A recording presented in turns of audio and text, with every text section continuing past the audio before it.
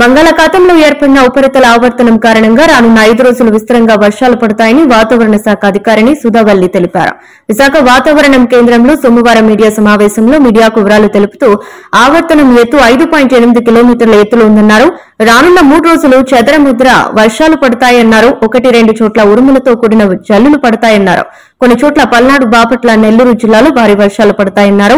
Yanam, Eluru, west Godavari, Krishna, Kurnool, Nandyal, Kadapa, Annamayya జిల్లాలో ఈరోజు భారీ వర్షాలు పడతాయని తెలిపారు. రామరాజు, కాకినాడ, ఈస్ట్ గోదావరి, యానం, కోనసీమ, ఏలూరు, వెస్ట్ గోదావరి, ఎన్టీఆర్, కృష్ణ, కర్నూలు, నంద్యాల, కడప, అన్నమయ్య భారీ వర్షాలు పడతాయి ఈ జిల్లాల్లో. మరొకసారి చెప్తాను.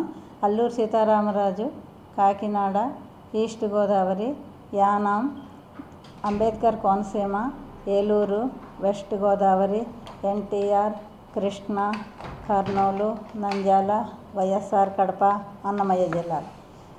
అంతేకాకుండా రేపటికి కూడా కొన్ని చోట్ల 1-2 చోట్ల భారీ వర్షం పడే జిల్లాలు అల్లూరు సీతారామరాజు, కాకినాడ, ఈస్ట్ గోదావరి, యానం, అంబేద్కర్ కోనసీమ, ఏలూరు, వెస్ట్ గోదావరి, ఎన్టీఆర్, కృష్ణ, పల్నాడు, గుంటూరు, బాపట్ల, ప్రకాశం, కర్నూలు, నంద్యాల ఈ జిల్లాల్లో రేపు భారీ వర్షం పడే అవకాశం ఉందన్నమాట.